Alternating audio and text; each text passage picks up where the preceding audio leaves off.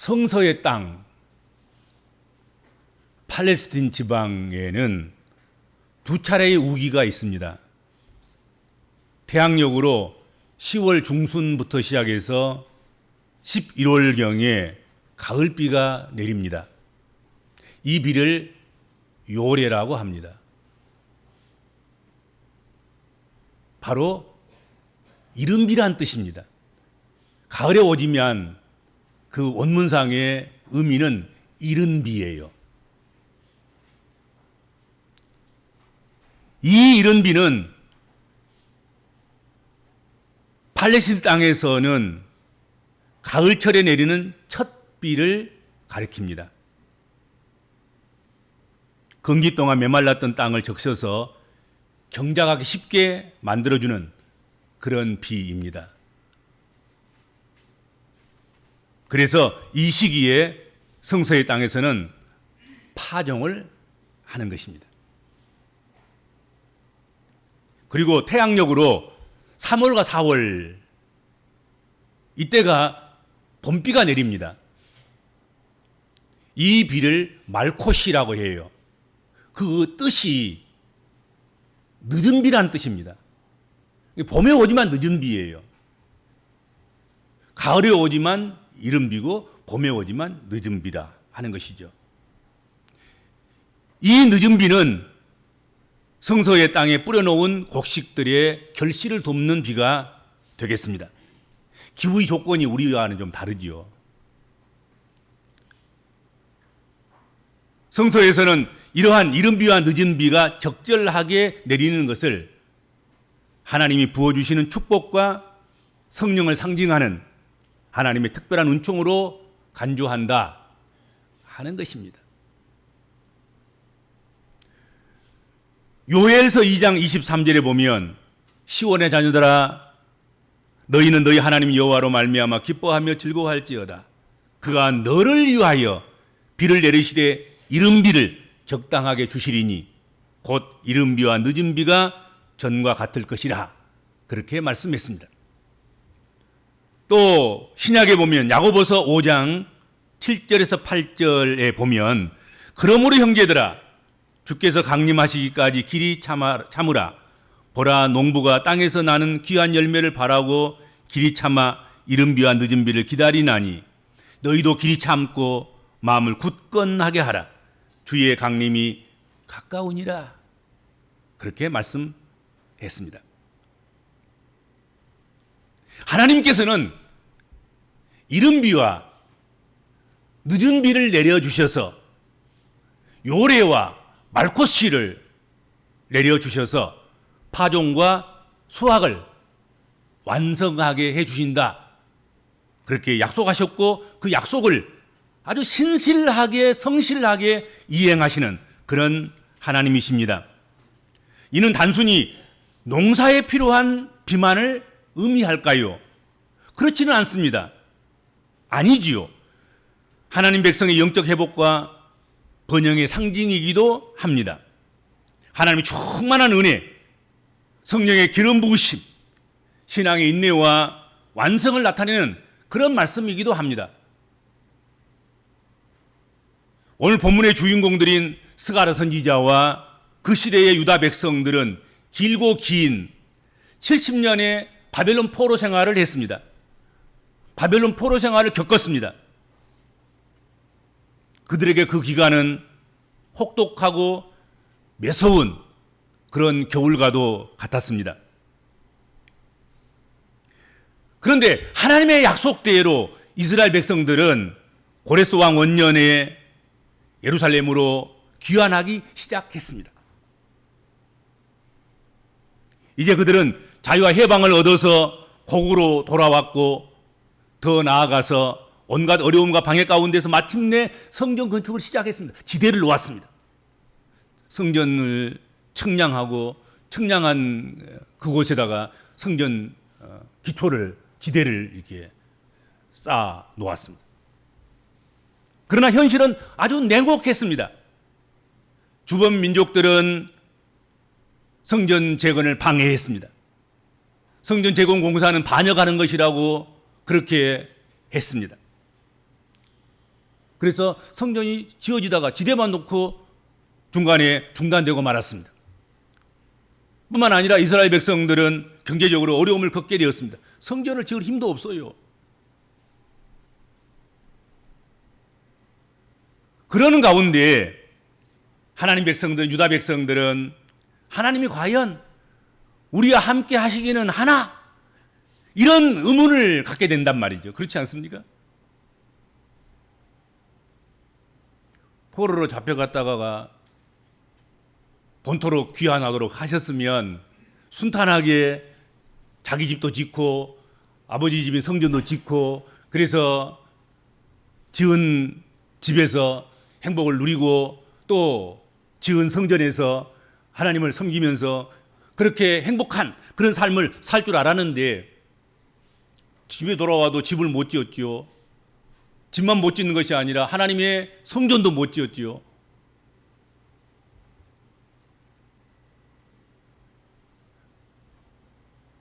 이와 같은 상황 속에서 이스라엘 백성들 가운데에서는 하나님을 의지하기보다는 세상적인 방법을 의지하면서 삶을 꾸려가는 그런 일들이, 그런 사례들이, 그런 경우들이 생겨나기 시작했다 하는 것입니다. 우상과 복술자를 찾아서 아주 즉각적인 위로를 얻으려고 했습니다. 하나님의 위로가 멀리 있고 즉각적으로 오지 않으니까 빨리 집도 짓지도 못하고 성전도 짓지도 못하고 그런 가운데 있으니까 아주 즉각적으로 응답할 그런 신은 없을까? 그래서 우상을 찾고 복술자를 찾았습니다. 그리고 힘 있는 자들은 이러한 백성들의 약점을 이용해서 난폭한 숫염소처럼 그들을 착취했습니다. 백성들은 삶의 터전을 잃고 유리하면서 곤고한 삶을 살게 됐습니다. 이런 가운데서 스가랴 선지자는 오늘 본문 말씀에서 다시 한번 하나님에 대한 전폭적인 신뢰를 회복하고 그분을 의지하라고 백성들에게 당부를 하고 권면을 하고 그렇게 하나님의 말씀을 메시지를 전달하는 것입니다. 삶의 전쟁은 우리에게 속한 것이 아니라 하나님에 속한 것임을 인정하면서 그분 앞에 나아가 기도하라고 권고했습니다. 그렇게 선포했습니다. 기도는 회복된 백성의 표시이고 하나님과 인격적 관계의 시작입니다. 그래서 그렇게 하도록 그렇게 권고한 것이죠. 비가 오는 때가 되었다고 그냥 비가 오는 것이 아님을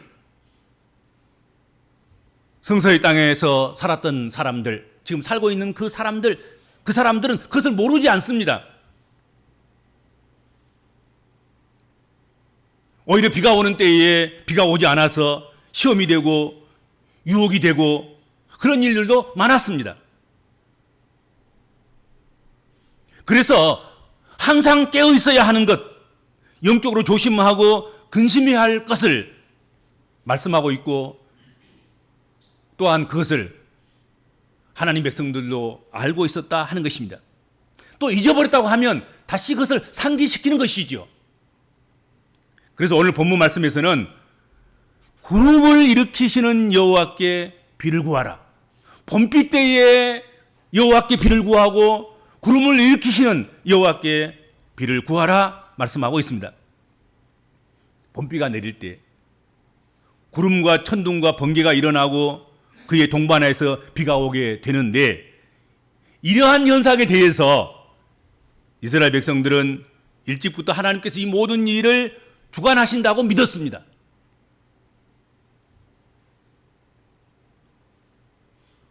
봄비 때에 여호와께 비를 구하라는 이 말씀에 담겨져 있는, 숨겨져 있는, 품고 있는 하나님의 마음은 무엇일까요? 어떤 의미일까요?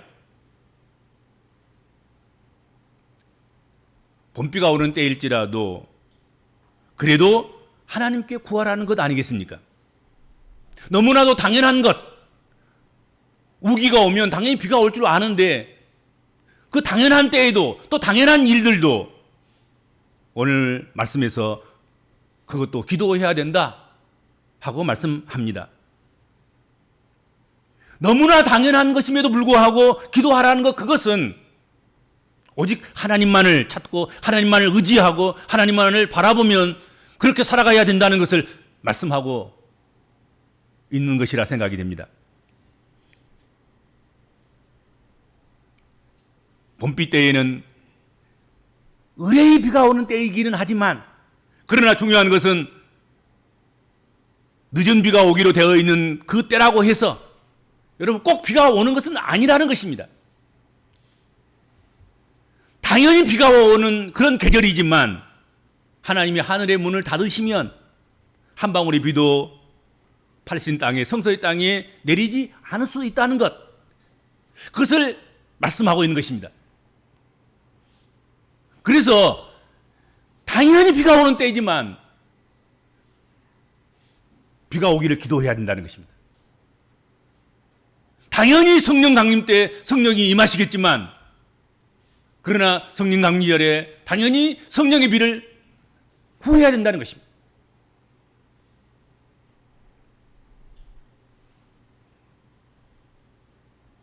오늘 본문 여기서 비는 하나님이 주시는 자연계의 축복일 것입니다. 진짜 봄비고 진짜 늦은 비입니다.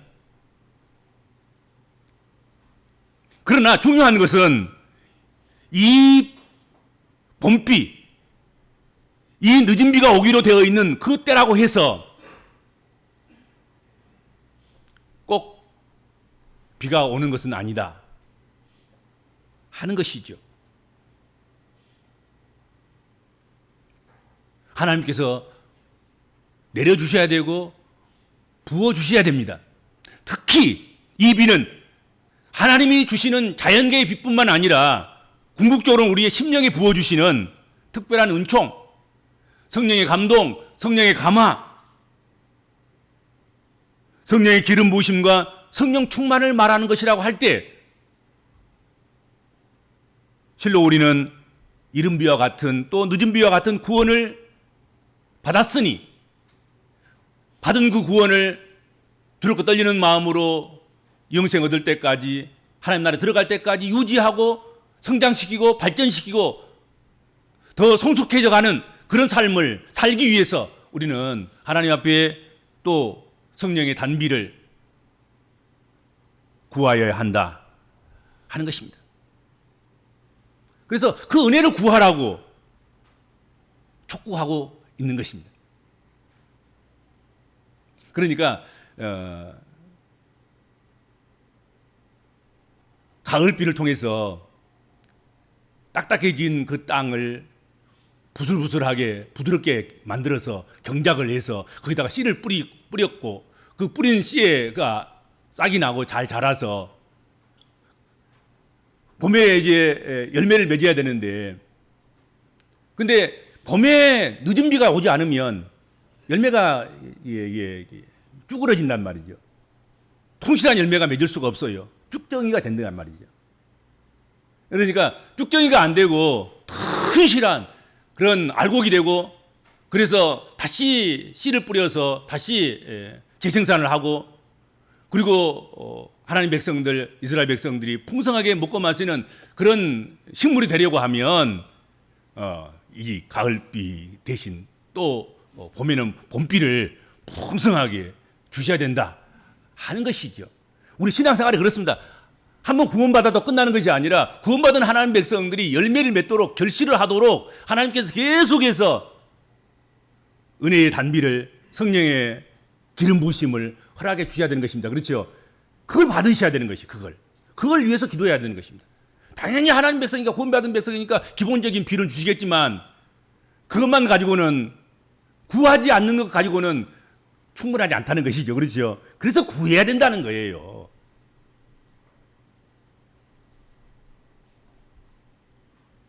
그런데 안타깝게도 당시 하나님 백성들은 거짓 신탁과 거짓 꿈을 믿고 방황하면서 고통받고 있었습니다.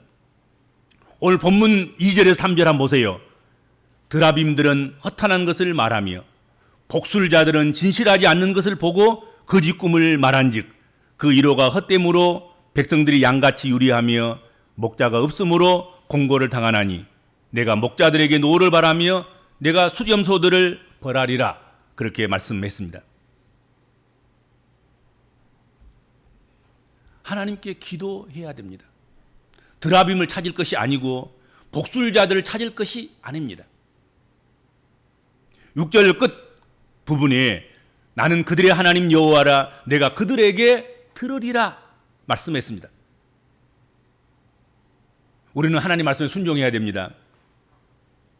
하나님께서 봄비가 오는 때일지라도 기도하라고 말씀하셨기 때문에 봄비가 내리는 과정 속에서도 내리고 있는 중에서도 우리는 봄비를 위해서 기도해야 합니다. 너무 당연한 것 그것도 기도해야 된다고 말씀하고 있습니다.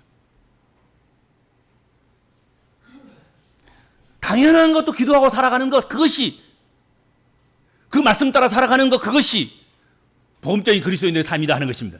마땅히 주실 것이지만 때가 되면 오겠지만 그럼에도 불구하고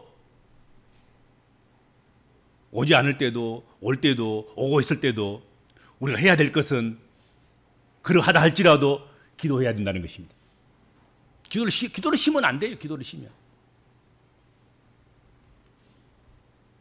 그리하면 오늘 본문에 소낙비를 내려서 밭의 채소를 각 사람에게 주시리라 하고 말씀하셨습니다.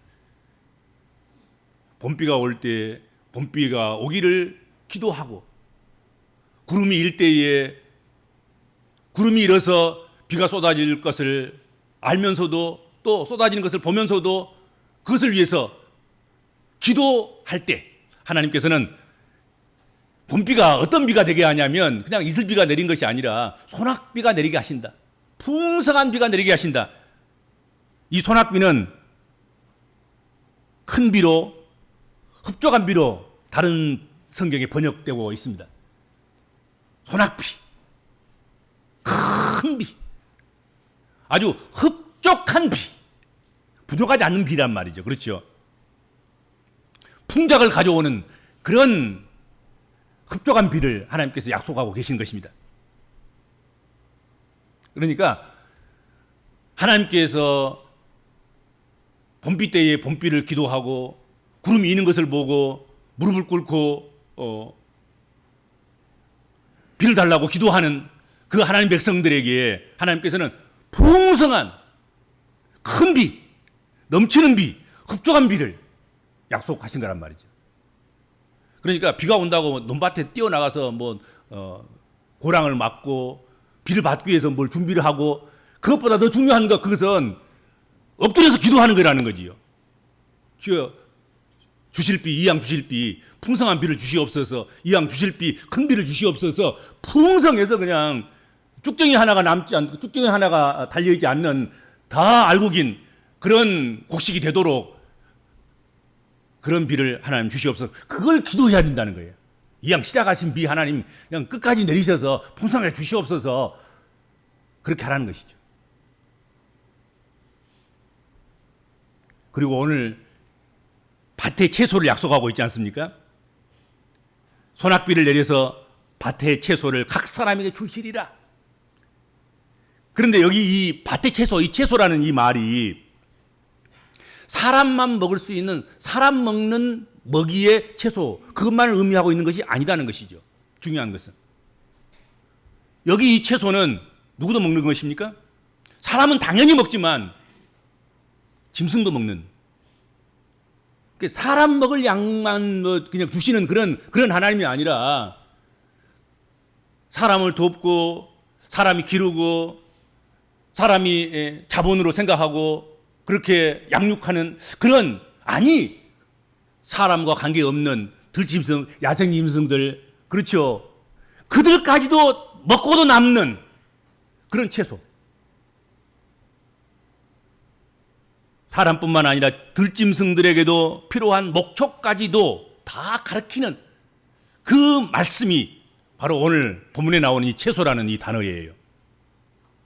사람 먹기 위해서 무슨 텃밭에다가 씨를 뿌려서 가꾸는 그런 채소만이 아니라 모든 생명이 다 먹고 남을 수 있는 그런 풍성한 채소를 약속하고 있는 거예요. 하나님 기도하면 그렇게 하겠다는 거예요. 그렇게 약속받고도 기도하지 않습니까? 기도해야 되지 않겠습니까? 이거 미친 상상 아니잖아요. 그렇지 않아요? 사람만이 아니다는 거예요. 사람만이 아니야. 들짐승들까지라 해도 그들에게까지도 먹고 남을 수 있는 그런 채소를, 그런 밭의 채소를 약속하고 있단 말이죠.